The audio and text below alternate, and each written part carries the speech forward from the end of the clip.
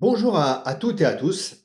Vous l'avez compris, la capacité qui est la mienne à utiliser à la fois cet outil, qui sont les outils vidéo disponibles sur les réseaux sociaux ou sur YouTube, et ma manière de faire passer un certain nombre de messages, de faire mieux comprendre ma démarche.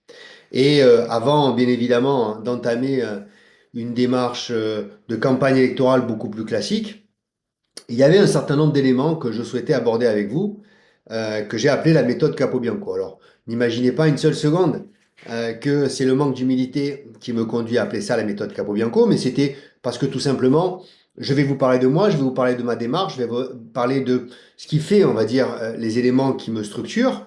Et donc, je trouvais que c'était plutôt simple d'appeler ça méthode Capobianco. Alors, le premier épisode, entre guillemets, de cette méthode Capobianco, c'est la ténacité et la résilience.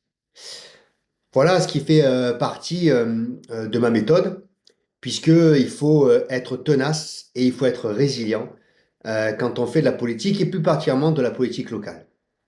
Alors pourquoi est-ce qu'à un moment donné, on décide de se présenter à des élections? Qu'est-ce qui fait qu'on décide de se dire qu'on va être le mieux placé pour tirer une équipe, un projet et vouloir incarner une forme d'espoir? Je ne vous cache pas que je me suis longtemps et souvent posé cette question, parce que l'amour que je porte à la Seine-sur-Mer, je le dois probablement à mon éducation, je le dois aussi probablement aux rencontres que j'ai pu faire et à l'idée que je me fais de notre commune. Et puis, ça ne suffit pas. C'est-à-dire que on se rend compte qu'il y a probablement d'autres éléments qui viennent en compte. Ce qui est sûr, c'est que la passion que j'ai pour la chose publique, la passion que j'ai pour le service public, pour l'intérêt général, pour les questions qui sont d'ordre local, national ou international, a toujours aiguisé mon appétit. Et donc, je vous disais, il faut être tenace, il faut être résilient. Pourquoi? Parce que lorsqu'en 2001, je décide de me présenter pour la première fois aux élections municipales, je n'ai que 29 ans. Voilà.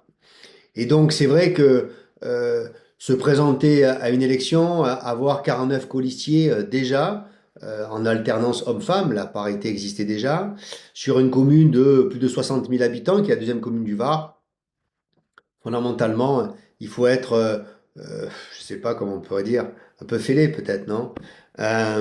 Et pourtant, j'ai mené ce combat du début à la fin, avec beaucoup d'embûches, beaucoup de difficultés.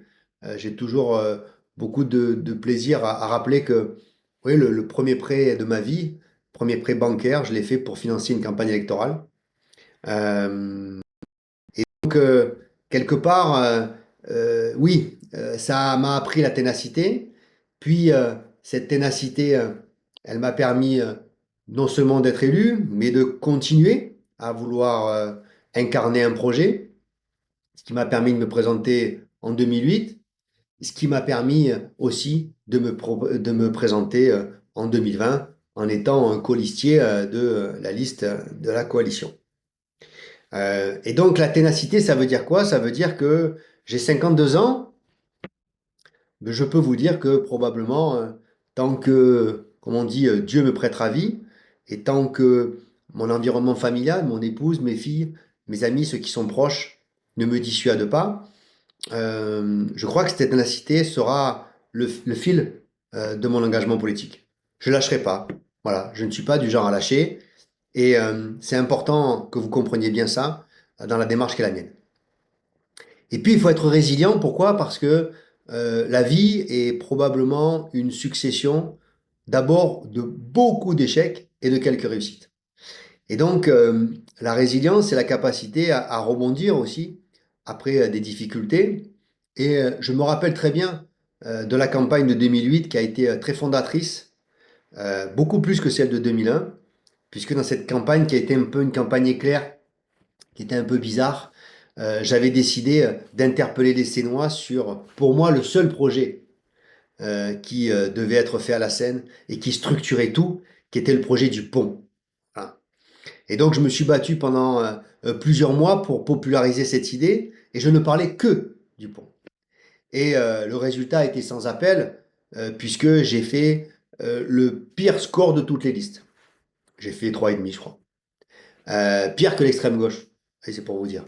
Et donc, et je voudrais vous raconter cette anecdote parce que je pense que c'est important.